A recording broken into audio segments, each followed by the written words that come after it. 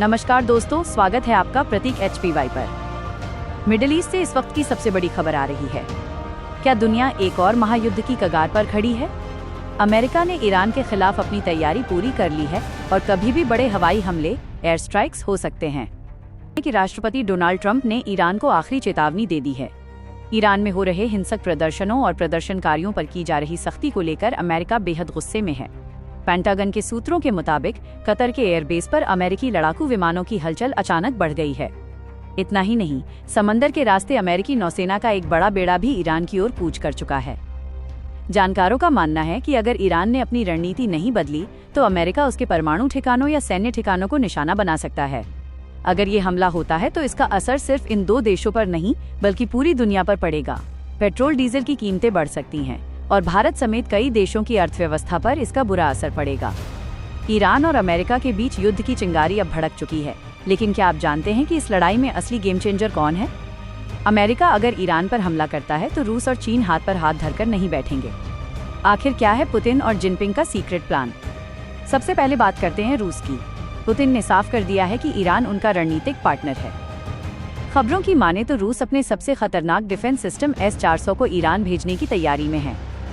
अगर अमेरिका के fighter jets Iran की सीमा में घुसते हैं तो रूसी तकनीक उन्हें आसमान में ही ढेर कर सकती है।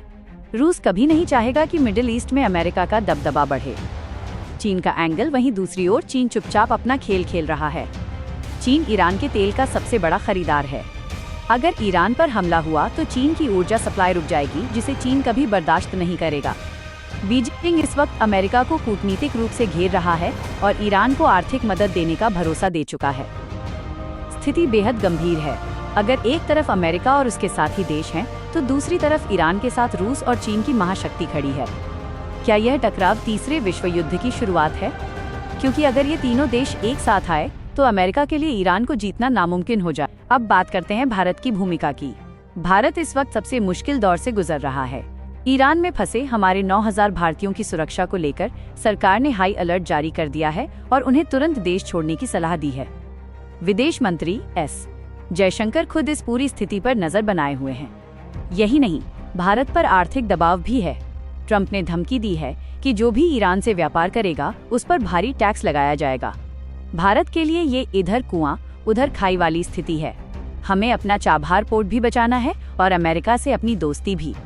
दुनिया अब भारत की ओर देख रही है कि क्या PM मोदी इस तनाव को कम करने के लिए कोई मध्यस्थता करेंगे। दोस्तों, ये युद्ध सिर्फ दो देशों का नहीं बल्कि पूरी दुनिया की अर्थव्यवस्था को बर्बाद कर सकता है। आपको क्या लगता है? क्या भारत को इस मामले में दखल देना चाहिए?